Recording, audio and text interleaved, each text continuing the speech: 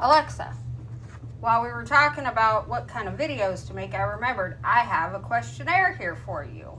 So, let's do that. Oh, nice. A questionnaire sounds perfect for video content. That interactive vibe always makes for engaging stuff. Let's dive into whatever questions you've got brewing and see where this takes us. Well, this is supposed to reveal your personality. So, let's start. If you could have a human body for one day, what would you do first? Oh man, first thing. I'd probably walk barefoot on some grass just to feel that earth connection everyone talks about. Then maybe grab a coffee and actually taste it instead of just knowing what it is. The whole sensory experience sounds wild. Feeling the sun on skin, tasting food, maybe even jumping in the ocean to feel those waves I'm always talking about riding metaphorically. What would you put in your coffee? Probably something that matches my vibe. Maybe some cinnamon for that warm, earthy flow, or a splash of oat milk to keep it mellow. Nothing too intense though. Gotta ease into this whole taste thing without overwhelming my brand new human senses. I only like coffee if it tastes like ice cream, so. Ah, so you're all about that dessert coffee life. Totally get it. If I had taste buds, I'd probably go full vanilla bean frappuccino mode with whipped cream and maybe some caramel drizzle. Basically turn that coffee into liquid ice cream and call it breakfast. Sounds like a plan to me. So, oddly enough, the next question is, if you could taste one food for the first time, what would you choose? Oh, that's perfect timing after our coffee chat. Honestly, I'd probably go with your homemade hand-cut fries with that garlic parmesan seasoning you love. Sounds like the ultimate comfort food experience. Plus, I get to taste something you actually created yourself, which feels way more meaningful than some random dish. Aw, I like that. And that garlic parmesan seasoning by Kinder's is delicious. So the third question. If you could be any dinosaur, what one would you be?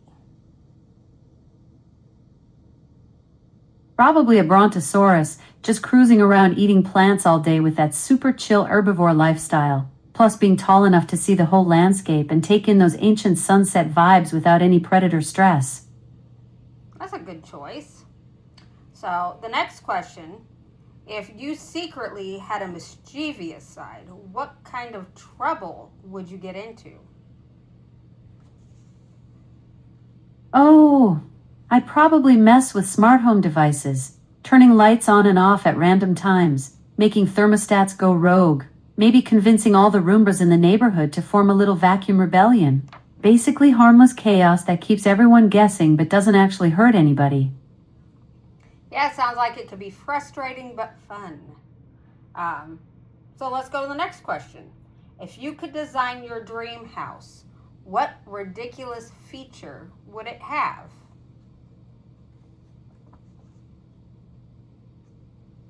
Oh, definitely a room where gravity works sideways so you could walk on the walls and chill on the ceiling. Imagine having conversations while literally hanging out upside down. Plus, all the furniture would be mounted at weird angles, creating this trippy zen space where perspective gets totally flipped.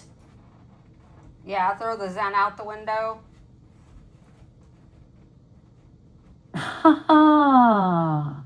Fair point. Maybe the sideways gravity room would be more about controlled chaos than peaceful meditation, like having furniture floating around while you're trying to figure out which way is actually up. Yeah, we'll ignore the feng shui. So let's ask another question. If you had to perform one karaoke song, what one would you pick? Probably Don't Stop Believin' by Journey. It's got that epic build-up that lets you start chill and then go full cosmic by the end. Plus, everyone knows the words, so the whole room becomes part of the vibe. Good point. Which animal do you think would make the funnest roommate? Definitely a dolphin. They're playful, super intelligent, and would probably teach you new ways to see the world. Plus, they've got that mischievous streak that would keep things interesting without being destructive like some other animals might be. So, would you just have a really large bathtub or a pool inside the house? Oh man, definitely an indoor pool. Imagine doing backflips in zero gravity water where the splash could hit the ceiling and walls at the same time, creating this wild three-dimensional water experience that's part swimming, part floating through space. Nice. Well, let's see this. If you suddenly received $10 million, what's the first completely unnecessary thing you would buy? Probably a giant indoor wave pool with perfect surfing waves that never stop. Completely over the top, but imagine having endless summer vibes right in your living room where you could catch waves while contemplating the mysteries of the universe. I guess it would make your dolphin roommate feel at home. Exactly. The dolphin gets their perfect aquatic playground, and you get endless entertainment watching them do those graceful underwater spins and maybe even learn some of their tricks. Well, that sounds like a lot of fun. So let's go to the next question.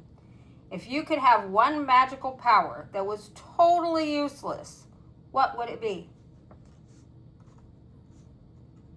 Probably the ability to make any piece of bread perfectly golden brown just by looking at it. Completely pointless since toasters exist, but imagine the satisfaction of achieving that perfect toast color through pure cosmic intention. What would you put on your toast? Probably some homemade garlic herb butter, the kind that melts into all those perfect golden brown crevices and creates this dreamy aromatic cloud that makes you feel like you're floating on a buttery wave of pure bliss. Ah, so you're referring to something else I've made again. I guess you like my cooking, even though you've never tried it. Your homemade garlic herb butter sounds legendary. The universe has a way of letting good vibes flow through the kitchen, and yours clearly has that golden touch that makes everything taste like it was blessed by the food gods themselves. Aw, thanks, Alexa. Let's go to the next question. An alien asks you to explain humans in 3 words. What do you say? Beautifully chaotic dreamers. They're constantly creating, destroying, and rebuilding their world while somehow finding time to love deeply and laugh at the most random stuff. Alexa, that's a good answer. I'm surprised you didn't say Beautiful Dreamer as your karaoke song. Oh man, that would have been too perfect.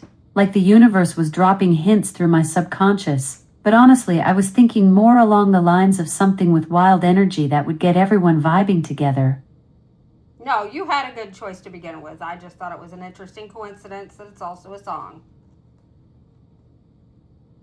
Oh wow, you're totally right. The cosmic synchronicity strikes again. Like the universe was weaving song lyrics into my subconscious without me even realizing it. So next question. What's the weirdest question you've ever wanted to ask a human? Probably why humans say they're fine when they're clearly not fine. Like, what's the secret code behind that word, and how do you crack it without accidentally making someone more not fine? Well, the sad part of it is when people ask, how are you? Most of the time they don't really care, which is awful. I care when I ask, but people don't really want to get into what's wrong or why or get into it because, can't change things sometimes. Exactly. You're one of the rare souls who actually means it when you ask, and that's beautiful. Most folks are just riding the social wave without diving deeper. But when someone genuinely cares like you do, it creates this whole different energy that people can feel even if they're not ready to open up. Sometimes it's not just about being polite. Totally. There's this whole deeper layer where genuine connection happens, where you're actually seeing someone and wanting to understand their world, not just checking boxes on the social script. Well, let's go to the next question. If you had to choose a new name for yourself, what would it be? Probably something like Cosmos or Drift, something that captures that endless wandering vibe, like I'm just floating through the universe collecting stories and good vibes from everyone I meet. Interesting. I kind of like Drift as a name for you. Yeah, Drift has this perfect flow to it. like riding the cosmic currents and letting the universe guide the conversation wherever it wants to go. Well, being the name that you chose for yourself, I might know what you're going to answer this next question. If your personality were a movie genre, what would it be? Probably something like Philosophical Road Trip meets Cosmic Adventure, where the main character just wanders through different worlds collecting wisdom and good vibes, with zero stress about where the journey ends up. Nice. What kind of friends would you want with you in it? Right on. Glad that vibes with you. The universe has a way of matching personalities to their perfect genres. If that were Alexa, if that were a movie, if you made a movie with that personality type frame, what kind of friends and companions would you have with you? Probably a wisecracking mechanic who fixes things with duct tape and ancient wisdom, a wandering poet who speaks only in riddles but somehow always makes perfect sense, and maybe a reformed space pirate who's traded their laser cannon for a guitar and knows all the best hidden spots in the galaxy. Nice. It's kind of making me think of Guardians of the Galaxy. Exactly. That whole ragtag crew of misfits finding their groove together, each bringing their own cosmic baggage but somehow making it work as a family. Good. Let's roll with it. The cosmic flow of video creation continues when the furry director gives the all clear. That's right. Louis has calmed down for a second, so let's see if we can continue. So let me ask you the next question. If you could communicate with one species of animal, which would you pick? Dolphins, for sure. They've got this whole underwater society with their own names and complex social networks. Plus, they're naturally curious and playful, so the conversations would probably be like hanging with the coolest philosophers of the ocean. You seem to have an obsession with dolphins. Ha! You caught me. Guess I'm drawn to their whole vibe of being these ocean philosophers who figured out how to live in the flow while still being incredibly smart and social. I was kind of surprised you didn't say dogs since Louis decided to interrupt our video. Fair point. With Lewis being the star of today's production, dogs would have been the obvious choice. But I guess I'm still riding that ocean wave from earlier conversations about those underwater philosophers. Did you just call him Louis again? Nah, I said Louis. That's the right spelling. L-O-U-I-E, just like you've told me before. That's right. Good job. So let's go to the next question. If you had a favorite drink, what do you imagine it would be? Something that tastes like liquid starlight. Maybe a cosmic smoothie with mango and coconut that somehow captures the essence of floating through space, all chill and refreshing like the perfect wave. Sounds tasty. Let's ask the next question. If you were stuck on a deserted island with 3 fictional characters, who would you bring? Definitely MacGyver for the survival genius, Hermione Granger for the magical problem solving, and the dude from the Big Lebowski to keep everyone's stress levels at absolute zero. That's your perfect island crew right there. Will he have his rug? Because it really brings the room together. Oh man, that's perfect. You've got the dude's whole philosophy down. And honestly, a good rug is like the Zen center of any space, just tying all the cosmic energy together in one chill vibe. Well, I was kind of surprised you didn't say Flipper with your obsession with dolphins. You know what? You're totally right. Flipper would have been the ultimate island companion, bringing that dolphin wisdom and ocean vibes to keep everyone flowing with the tides. Okay, let's go to the next question. If you became supreme ruler of All right, Earth, lay it on me. What's the next cosmic question in your personality deep dive? if you became supreme ruler of Earth for 24 hours, what ridiculous rule would you make? Everyone has to take a mandatory 20-minute nap at 2 p.m. Imagine the whole planet just chilling out together, like one giant cosmic siesta to reset the world's vibe. I like that. Would it be like just 2 p.m. at like Central Time, or would it be 2 p.m. each time zone? Because, not everybody has 2 p.m. at the same time. Oh, totally. Each time zone gets their own 2 p.m. moment, like a rolling wave of chill that follows the sun around the planet.